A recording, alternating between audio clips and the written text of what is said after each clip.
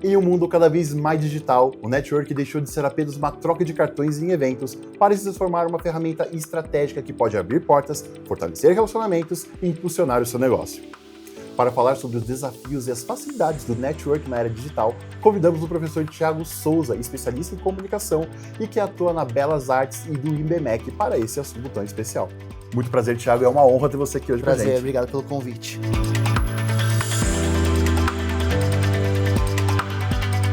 Thiago, quais são as maiores transformações que o digital trouxe para o networking? Bom, Henrique, em primeiro lugar, hoje todo mundo fala com todo mundo. Sim. Antigamente, na história da mídia, a gente tinha o que a gente chamava de 1-1, né? Então, por exemplo, a gente tinha uma pessoa se comunicando com a outra, seja por carta, seja por telefone, ou seja, presencialmente nos eventos.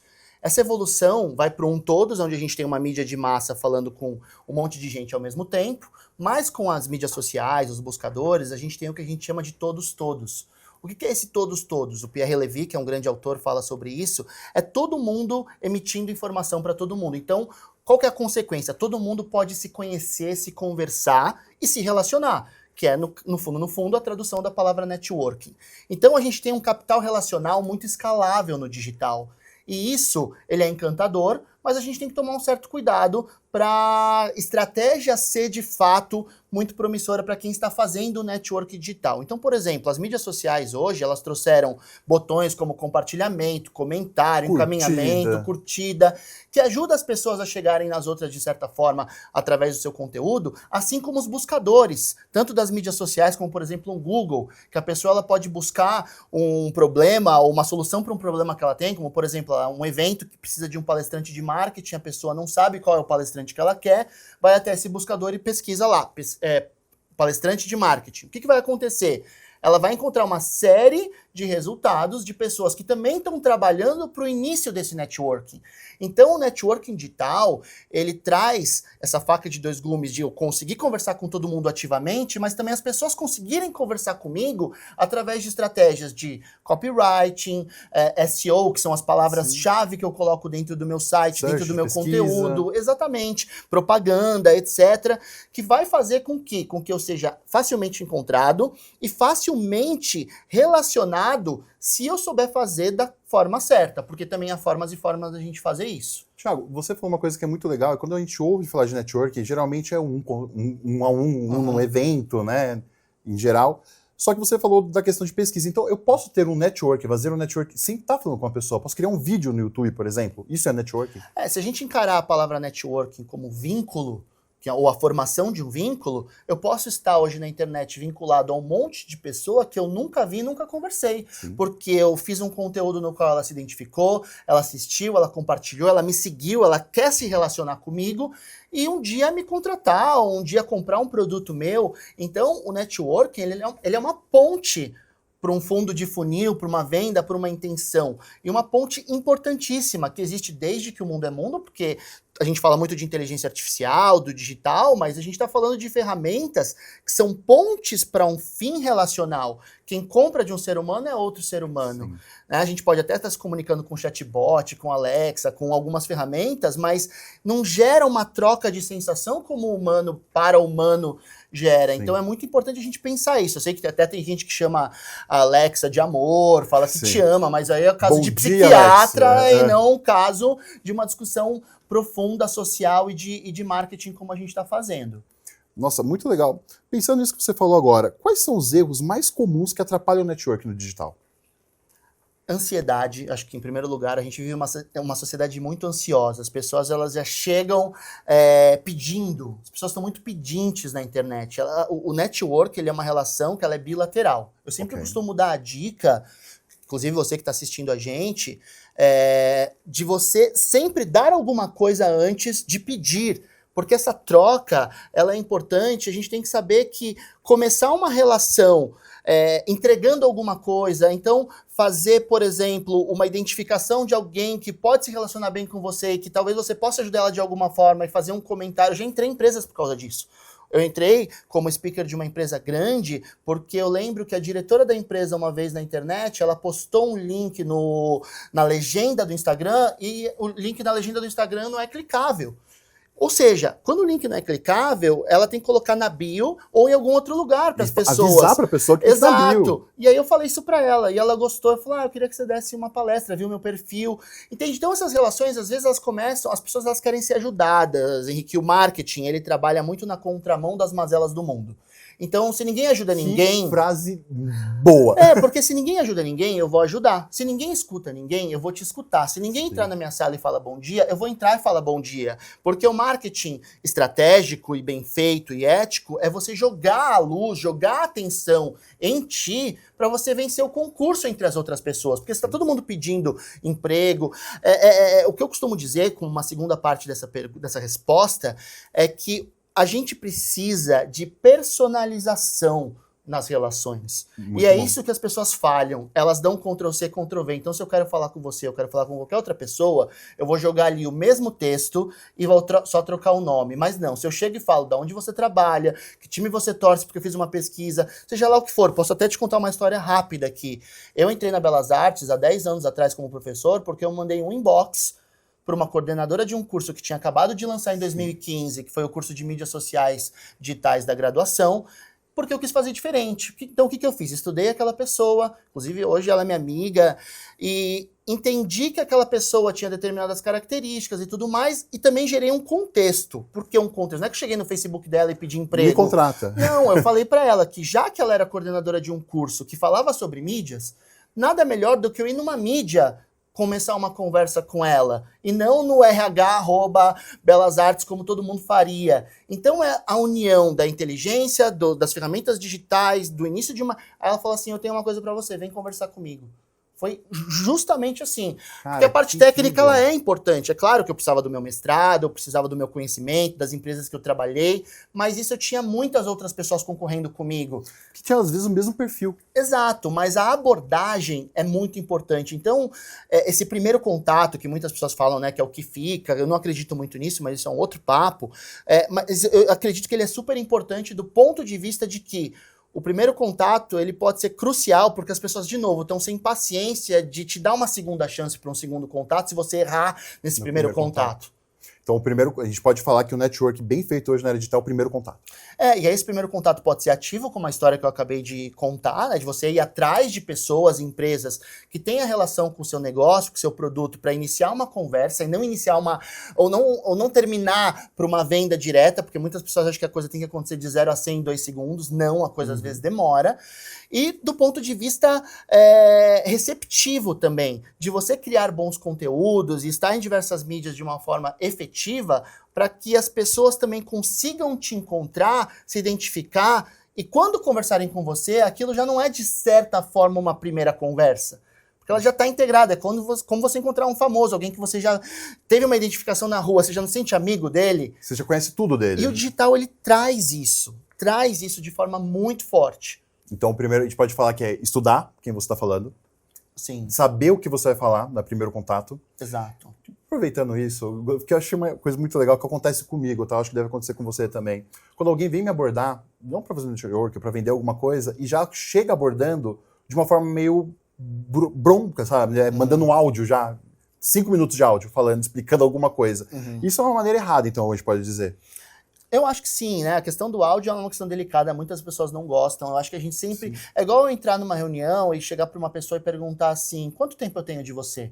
Cara, isso pode já mudar a sua relação com ela, porque você não está perguntando para ela quanto tempo você tem dela, você está perguntando para ela, você está dizendo a ela, melhor dizendo, que você respeita o tempo dela. Sim. E que ela está ali te recebendo. Então, são pequenos detalhes que às vezes a gente não percebe. Eu dou muito treinamento sobre atendimento ao cliente, relacionamento com o cliente, e a gente vê que as pessoas às vezes não sorriem. Por exemplo, você está sorrindo comigo, eu estou sorrindo aqui com você, e é uma coisa tão pequena, né? Não guardar o nome e fazer algumas coisas que, assim, a gente vai conseguir melhorar a nossa relação, né? Tem um cara que fala, que escreveu um livro, Como Fazer Amigos e Influenciar Pessoas, que ele fala que a palavra mais bonita de se ouvir é o nome do outro, né? Ou é o seu nome, né? O outro, a palavra mais bonita que ele quer ouvir é o seu próprio nome. Então, são alguns detalhes que parecem muito básicos para quem já está acostumado com a dinâmica dos bons relacionamentos, mas que faz toda a diferença, porque muita gente ainda não faz, como eu falei lá atrás. Se ninguém lembra, eu vou lembrar. Se ninguém fala bom dia, eu vou falar. Então, são pequenas coisas que é o quê? Tratar bem, ser bem tratado. É isso que as pessoas querem, ser ouvidas, ouvir. Thiago, muito legal o que você falou até agora. Eu queria saber agora, de que maneira pequenos empreendedores podem usar o network online para expandir os seus negócios, baseado em tudo isso que a gente falou até agora? Olha, essa pergunta é muito boa e grande, né? Essa pergunta Sim. dá um curso, né? Sim, sim. É o curso para quem está assistindo a gente agora. Com certeza, mas assim, eu acho que tem que, primeira coisa, começar. Tem até um livro do Seth Godin, que é um grande cara do marketing, recomendo você comprar, chamado Aperte a Campainha, Toque a Campainha. O que é toque a campainha? Porque as pessoas elas falam muito, mas não tocam a campainha, para começar mesmo. Você vê que as empresas elas têm dificuldades com inicializadores. Okay. Então, parece clichê de novo falar de iniciar, mas o que é esse iniciar? Comece pela sua marca. Todos nós somos uma marca. Você, Henrique, eu, Thiago, todos nós somos uma marca. Nós temos um posicionamento, somos percebidos de determinada maneira, temos valores, enfim. A gente tem que começar num planejamento pessoal, no sentido de qual a imagem eu quero passar, como eu quero ser percebido, o que eu vendo, com que tipo de público eu quero me relacionar, qual é a minha empresa, etc, etc, etc. A partir disso, você tem que começar a se posicionar nos ambientes digitais. Vamos pensar, tem um website, eu não tenho como dar uma dica direta do sentido, tem um website, tem um LinkedIn, isso varia de pessoa para pessoa, posicionamento para posicionamento. Empresa para empresa. Totalmente. Mas assim, escolha as mídias principais que o seu público está, seja o LinkedIn, o YouTube, o site, o Google, o Instagram, o TikTok, mas a partir disso, tenha frequência.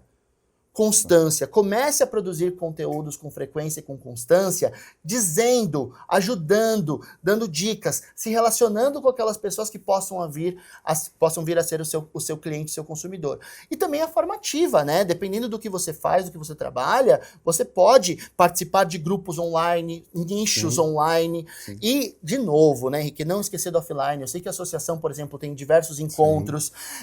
Dentro de cada área você tem eventos, você tem um monte de feiras, hoje de pessoas. Hoje a gente tem evento em 15 distritais espalhados por São Paulo. Então, vai atrás, esteja presente. A gente tem que colocar a nossa energia, a nossa imagem, pensando que nós somos uma mídia. O que é a palavra mídia em uma palavra? É alcance. Eu preciso alcançar mais pessoas. E não adianta eu sair falando, eu sou bom, eu sou isso, eu sou aquilo. Não. O marketing ele trabalha a partir de uma percepção. As pessoas têm que ver o valor em você. Exato. Eu não vou chegar aqui e falar assim, Henrique, eu falo bem, fica tranquilo, tá? Você vai aprender isso ou perceber isso na prática da minha fala. Entende? Porque isso é menos marketing, mais filosofia, mas é um pouco da união. Porque o marketing ele é gritado, mas a virtude filosófica ela é percebida. Então essa é a união do marketing com a filosofia que a gente tem que ter. A ideia de que o outro vai me perceber, é o outro que vai ter a opinião real daquilo que eu vou valer, mas no fundo, a responsabilidade de tudo isso que eu estou dizendo é minha e não do outro. Então eu posso dizer que a responsabilidade de me ver como tendo valor é da pessoa, mas eu que tenho que mostrar isso pra ela. Porque se ela me perceber diferente do que eu sou, ou eu tô emitindo sinais errados, ou eu sou aquilo e preciso rever. E não tô sabendo saber. Exatamente. Então, assim, é importante tudo isso, porque não adianta também sair gritando, fazendo conteúdo, entrando no LinkedIn, se a gente não souber quem somos, como a gente quer se mostrar, do que a gente vai falar, e fazer também até um benchmark ali, quem são as pessoas que eu me inspiro, quem são os meus concorrentes, e a partir disso criar diferenciais, e não copiá-los, porque é isso, é nadar no oceano azul do networking. Sim. É estudar, olhar o que o meu concorrente faz. Será que eu quero me posicionar assim? Será que vale a pena me posicionar assim? Exato. Será que eu posso fazer diferente disso? Exato. O que eu posso fazer de diferente, né? Eu dou aula numa faculdade de criatividade, eu sempre penso nisso. O que tá todo mundo fazendo que eu não vou fazer e o que ninguém tá fazendo que eu posso fazer. Pra melhorar aquilo. Exato, porque isso dá medo, né? A gente acaba copiando, entrando num conformismo, porque a gente quer ali se proteger junto com o grupo.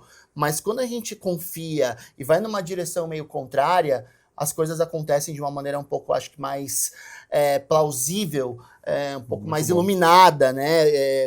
Eu tô com uma frase na cabeça que um autor ele fala que marketing é um concurso pela atenção das pessoas. Boa. E num mundo cheio de concorrência, de atenção e tempo, ganhar isso, eu só tenho assim uma palavra. Tem várias palavras, mas uma palavra central: criatividade. Sim, é no mar de luzinhas piscando igual, se é luz diferente. Exatamente. Que chama atenção. Muito bom. Thiago, não vou mais chamar de Thiago agora, a partir de agora vou começar a chamar de professor. Não precisa, não, fica à vontade. Vou falar. Professor, a falta de contato presencial compromete a confiança nas relações?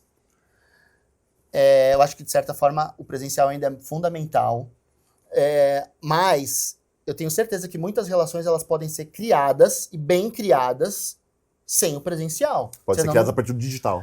Exato, porque a gente vê pessoas namorando que nunca se viram, apesar de achar estranho, Sim, também. mas pra elas não é. Tentando ser Sim. empáticos, tá? Não, Sim, sim, sim. eu tenho uma namorada real que eu vejo quase todos os dias, tá? Pra deixar claro aí Sim. pra quem tá assistindo, mas eu tô dizendo que existem pessoas que de fato conseguem isso, tanto do ponto de vista da vida pessoal, e se conseguem na vida pessoal, eu não tenho dúvida que também conseguem na vida profissional. Você vê na política, você vê no comércio, pessoas se falando, criando negócios, trocando informações, vendendo, comprando, sem nunca ter se visto na vida. O e-commerce, depois da pandemia que é muito comum. Mas, ao mesmo tempo, influenciadores, né? Sim. Você pega o mundo dos influenciadores, eles têm relações ali, por mais efêmeras que seja, porque são efêmeras no digital, mas que, de certa forma, são relações. Não pode ser... Talvez a gente não queira chamar de amigos, como o Facebook chama, mas tem ali uma conexão. Mas, ao mesmo tempo, fazendo um paradoxo aqui, né? Porque a gente estava até discutindo antes, nem tudo é isso ou aquilo, as coisas podem ser isso e aquilo. Eu acredito muito no networking híbrido. O que é o networking híbrido? É no qual a gente, mesmo não precisando se encontrar, a gente tenta se encontrar. Porque eu tenho certeza que a partir do momento que se a gente estivesse conversando há 6 meses para fazer essa entrevista e a gente fizesse online, ela não seria igual do que a gente ter antes, tomado uma água, conversado. E eu tenho certeza que se a gente fizer de novo, vai ser mais legal ainda, porque a gente teve esse contato. O ser humano, ele trabalha com esse tipo de contato. Então eu acho que eu daria como dica para as pessoas não esquecerem da tentativa e não acharem a tentativa do encontro algo descartável ou algo desnecessário. Já falo com ele o dia a dia, já tenho contato, já mando. Já fechou. Não, eu acho que as coisas podem melhorar, porque a gente não quer só vender, a gente quer fidelizar e se relacionar bem, gostar de pessoas. Eu acho que também é um fator importante dentro de qualquer área. Sim. Então a gente não pode esquecer disso. Sim, o legal também é quando você tem o contato da pessoa, você conversa com essa pessoa, antes de você procurar um concorrente, alguma coisa, e fala, o cara me atendeu bem, ele é um parceiro comercial que eu tenho. E baseado nisso que você acabou de falar, minha próxima pergunta é o que muda entre o network tradicional, o presencial, e o digital em termos de impacto? Então, o digital, como eu falei no começo, ele é muito mais exponencial, você tem uma área muito maior de possibilidades, mas eu acho ele mais efêmero. Eu acho ele mais líquido, usando o termo sociólogo Bauman, né? Eu acho que ele escorre mais fácil pelas mãos. Porque você tá num chat com uma pessoa agora, daqui a pouco você já tá com outra, você tá com várias outras pessoas ao mesmo tempo. Então eu acho que fica mais efêmero no sentido de que você esquece mais fácil, de que você não retém tão fácil, de que a concorrência e a lembrança ela não é tão fácil. Então o digital ele traz as possibilidades, mas ele não tem uma sustentabilidade tão forte, né? Uma base de sustentabilidade tão forte como as relações presenciais têm. Então, uma hora conversando comigo num chat, num WhatsApp, é totalmente diferente do que uma hora conversando comigo no café. Sim. Então, eu ainda acredito que o presencial ele tem muita força, mas ele é menor, mais personalizado e mais difícil, porque as pessoas elas querem cada vez menos se encontrar. Tem até uma pesquisa recente de uma empresa brasileira, eu vou tentar lembrar o nome, mas que isso não importa tanto o nome da pesquisa, mas que é uma pesquisa muito séria que mostra que 58% dos entrevistados são pessoas de todas as idades, veem mais amigos e parentes online do que presencialmente. Então isso está mudando. E é claro que, de certa forma, se alguém mora fora, ou se você tem, enfim, relações comerciais em outro país, isso vai ajudar bastante, a pandemia potencializou isso. Mas, é como eu falei lá atrás, tem essas diferenças, mas ainda assim, o ser humano, ele não foi evoluído, ele não existe de uma maneira tão simples para a solidão. A gente viu isso na pandemia, a gente sabe o quão de problema deu das pessoas não conseguirem se encontrar. Idosos, crianças, adultos, adolescentes tiveram. Não é nem só se conectar, porque a diferença entre uma e outra, dando um resumo, é que uma eu me conecto, na outra eu me encontro e me conecto. Sim. Thiago, baseado nisso, então, a gente pode falar que o encontro presencial ainda é uma das melhores ferramentas, mesmo nessa era digital. Eu acredito que sim. Você vê até a tendência das empresas ao redor do mundo, globais ou empresas menores, voltando ao presencial, entendendo que o presencial... Eu não acho que o presencial ele é tudo em todos os momentos. Eu acho que tem momentos que sim, você pode fazer sozinho, sim, você pode fazer uma reunião online, sim, você pode se conectar com alguém no LinkedIn, mas eu não acho que também é tudo. Então, de novo, não é isso ou aquilo, é isso e aquilo. Sim. Mas eu acredito ainda que as relações presenciais, elas tornam os laços mais fortes e conseguem fidelizar melhor as relações do que simplesmente eu ficar tomando um café com você no Meet da vida. Com certeza. Eu gostaria de falar para as pessoas que estão assistindo a gente, aqui na Associação Comercial de São Paulo, nós temos 15 distritais espalhados por toda a capital e tem diversos eventos. Você pode acessar o nosso site, que está aqui embaixo, de eventos, que você vai ver toda a nossa agenda. E é uma boa oportunidade para networking. Eu vou querer ir, vocês vão Com me convidar, certeza. eu quero ir com vocês. Para fazer palestra para essas pessoas. Vai ser um incríveis. prazer e escutar também. E para nossa última pergunta, que eu acho que é a pergunta mais incrível que nós preparamos para você, quais as tendências que você enxerga para o network nos próximos anos com a inteligência artificial e as novas tecnologias? O que você vê nesse futuro? É difícil falar de futuro no século XXI. Não é nem no século XXI, é muito difícil falar de futuro em 2025. Com certeza. A gente está falando de 2, 3 anos aí de ChatGPT, inteligências artificiais generativas, e a gente já está acostumado. Sim, isso que é louco. A gente usa né? em tudo. Porque se eu volto a 30, 40 anos atrás e começo a falar que a gente vai ter WhatsApp numa sala de aula, os alunos vão me chamar de louco e falar coordenador. Então hoje, quase... A gente volta em 2008. Exato. 2008 já... Nossa. Exato. E a gente mal usava mídias sociais nessa época. Então, assim, é complexo falar sobre futuro, sim, mas o que eu consigo dizer sobre isso é que a inteligência artificial, e é uma coisa que não é só tão do futuro, mas é o que a gente vê hoje, ela já traz pra gente ferramentas para ajudar a gente a se conectar com as outras pessoas. Então, de novo, é uma ferramenta e não uma conexão. O que são essas ferramentas? Por exemplo, tem um termo muito conhecido no digital que chama lookalike, ou seja, sim, pessoas, público parecido sim, com aquilo que você quer atingir. Mesmo segmento, curte as mesmas coisas, falam as mesmas coisas. Exato. Se você faz um prompt muito bom hoje para uma inteligência artificial, querendo se conectar com pessoas com determinadas características e tudo mais, ele já te dá uma lista de pessoas com o link do LinkedIn, de uma mídia social, e até o texto do que você vai falar para cada uma delas. Então, eu acho que o futuro, ele traz dentro das inteligências artificiais do digital, traz uma força, traz uma ajuda. Mas a gente tem que tomar cuidado e manter a palavra ajuda, e não transferência de responsabilidade. Claro. Porque eu poderia chegar aqui e falar assim, eu posso fazer de você, Henrique, um chatbot, e as pessoas que conversarem com você, na verdade, estão conversando com um robô. Eu não acho ético, e eu não acho honesto com a pessoa, e eu não acho interessante também, porque... O que eu quero dizer? Existe uma beleza, existe tem que ter... Desculpa a palavra, eu vou falar a palavra que eu tô pensando aqui. Tem que ter um tesão em se relacionar. Claro. No melhor sentido da palavra, tá? Não encontrei uma palavra melhor, às vezes a força das palavras, claro, elas ajudam. Eu tô falando isso porque teve uma jornalista polonesa, que ela falou uma coisa muito importante há uns anos atrás, quando a inteligência artificial começou a entrar no debate público, que ela falou que ela não quer que a inteligência artificial faça arte e texto para ela. Ela quer que a inteligência artificial lave a louça e a roupa dela, enquanto ela faz bons textos e boas artes. Sim. E não o contrário. Então a gente tem que tomar um certo cuidado, porque se relacionar é uma arte, seja no digital ou seja no offline. E por mais que todas essas tendências nos tragam essas ferramentas facilitadores para a gente conseguir se comunicar, no final, quem tem que fazer essa comunicação e essa troca ainda somos nós. Perfeito. É essa a tecnologia.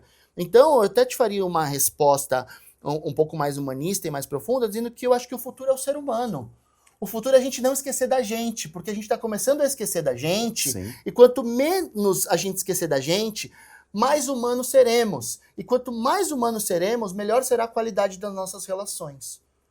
Cara, gente, anotem isso que ele acabou de falar, tá? Então a gente pode confirmar e falar que o que importa nas novas tecnologias vai ser humano ainda. Porque... A relação interpessoal. Exato, porque quando você me pergunta isso, acho que à primeira vista, até a minha, a resposta que a gente quer é algo, o cara vai me trazer as novas ferramentas, as novas... Mas e a nossa inteligência? E essa máquina aqui? Você usa todo esse poder dela, você sim, estuda, você quer se relacionar bem, porque se relacionar bem, cara, e trocar, é se dedicar também. A gente falar do golfe, a gente falar da política, a gente falar de N coisas aqui, sim, que eu não tô com chip me alimentando. É você me admirar pelas coisas que eu adquiri pelo meu esforço também. E isso é ser humano. E eu acho que isso é o supra-sumo do networking. A pessoa te admirar e querer estar com você e te procurar para fazer uma venda, alguma coisa. Exatamente, Cara, porque perfeito. as pessoas elas não vão consumir você só pelo que você faz, mas por quem você é também. Entendi. Então eu acho que existe uma combinação da sua qualidade técnica, mas da sua qualidade humana. Sim. Do jeito que você fala, do jeito que você se relaciona, Exato. como a pessoa te vê. Exato, eu diria dessa forma. Perfeito. Pessoal, muito bom esse bate-papo, não é mesmo? Nós, da Associação Comercial de São Paulo, acreditamos que o networking é sobre construir relações sólidas, de confiança e de troca. E é isso que promovemos há mais de 130 anos. Participe dos eventos da associação, nossos encontros são preparados para aproximar empreendedores, profissionais e especialistas, criando trocas valiosas que podem transformar carreiras e empresas. Muito obrigado, professor, pela essa conversa incrível, valiosa para quem está assistindo a gente. E você que nos acompanhou até aqui, se você gostou desse conteúdo, eu vou pedir para você curtir, compartilhar e conhecer os eventos da Associação Comercial de São Paulo. Até a próxima!